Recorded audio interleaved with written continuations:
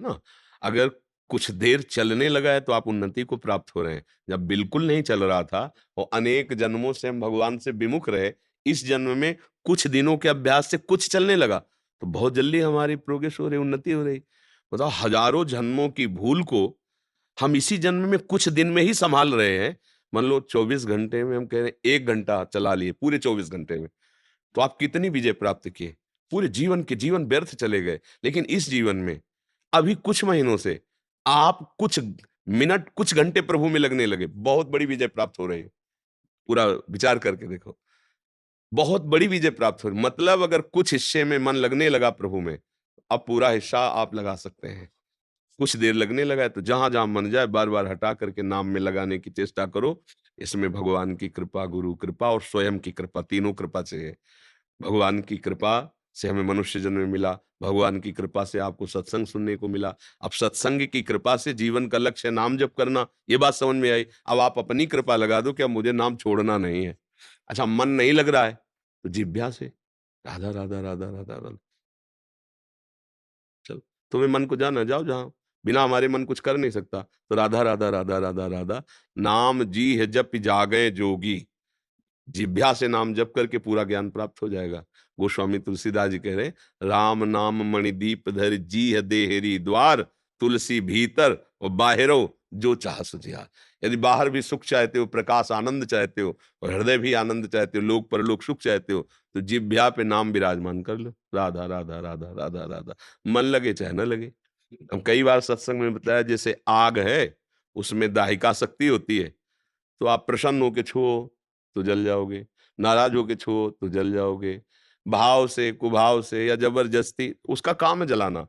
ऐसे ही नाम है, नाम में तारण शक्ति विराजमान है, पाप नाशक शक्ति विराजमान है, अद्भुत सुख प्रदान करने की शक्ति विराजमान है, नामी भगवान को अधीन करने की शक्ति विराजमान है नाम में। तो भाव कुभाव अनख आलसहु, नाम जपत मंगल दिसि दसहु। बार बार अभ्यास कीजिए, नाम जप आने लगेगा। फिर पहले अभ्यास करना होता है, फिर आने लगता है। जैसे अभ्यास जन जो है ना, अब जैसे बात कर रहे हैं तो दिमाग में छाया हुआ हो, बात बंद हुई तो चलने लगा। बात आपसे कर रहे हैं तो दिमाग में छाया हुआ है। जैसे अभी आपको बहुत जरूरी काम हो, कोई इतना ज़रूरी कि अब जाना ही है, हम आपसे बात कर रहे हैं, तो आपके दिमाग में वो बात छाई रहेगी ना, मुझे जाना है, मुझे जाना है, मुझे आप बैठे हो, सुन रहे हो, हाँ, हाँ भी करो, लेकिन अंदर से आप विकल हो, मुझे जाना है।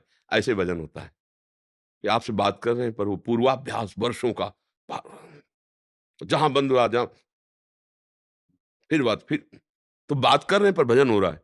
कैसे हो रहा है? वो छाया हुआ है, जैसे अभी बताया ना, वो अंतर में छाया हुआ है। तो अभ्यास करते-करते जो अखंड भजन कहा जाता है, वो ऐसे होता है। क्योंकि प्रसाद पा रहा है, कार्य कर रहा है, बात कर रहा है, तो करना ही पड़ेगा। फिर अखंड भजन कैसे होगा? वो ऐसे होता है।